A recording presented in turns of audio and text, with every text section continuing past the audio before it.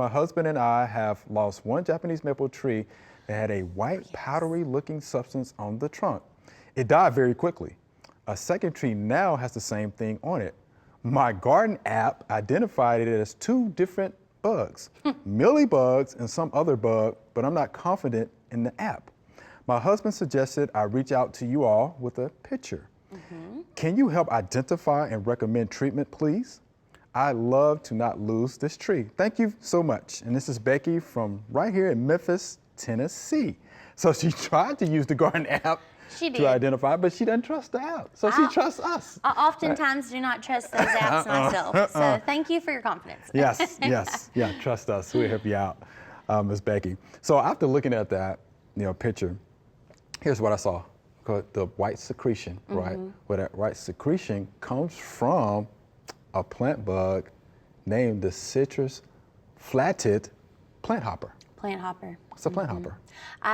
When I was looking at that picture, I didn't know what it was called, so I'm glad you came up with the name, but I could definitely see the adult planthopper. You can tell they kind of have a distinct body shape. They're kind of flat, like this, but standing upwards. Yeah. And I saw an adult. We saw some immatures on there. We sure did. And that white, waxy, they secrete this little white, waxy covering. It's just like a protection, mechanism. Yeah. And I understand why maybe her app went to mealybug at first, because sometimes you can have that type of thing there as well. I can see that. But we don't think that's what caused the death in the first Japanese maple. No. The feeding of those insects would not cause a rapid decline in death of a well-established Japanese maple tree. Right. These planthoppers are not a problem whatsoever. Stream of water, knock them off, insecticidal soap, something like that. They're not a major problem. They're not even a threat. Yeah. But we think something else may be. Yes. So I have had lots and lots of calls at the Extension office this year of Japanese maples that were previously fine last year and have had a rapid decline, complete death, or lost nearly half of their canopy. And I feel like it has a strong relationship with the drastic drop in temperature that we had last winter. I know we've said this before, but those temperatures were not outside of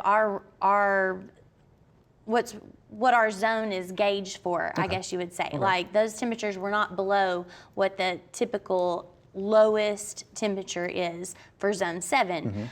It was how quickly the temperature dropped. The plants did not have the time to move their sugars and water down into their roots, and so we saw a lot of freezing within the exposed above ground parts of plants that normally would have been fine with a 0 degree temperature.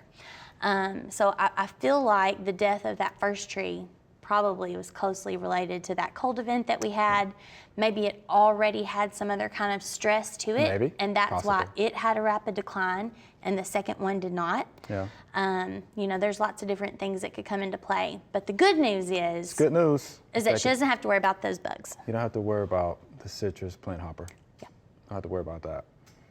Yeah, but you're right. So I have a Japanese maple, same issue. Going down? It's the cold. Yeah. Yes, going down. And just looking thin, and there'll be a branch here that's not looking well, but then this one's okay. And then we're seeing some like epicormic sprouting where you've got little sprouts coming out of like the main trunk or larger limbs.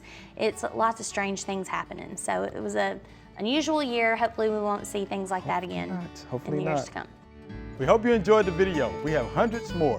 To subscribe, just click below.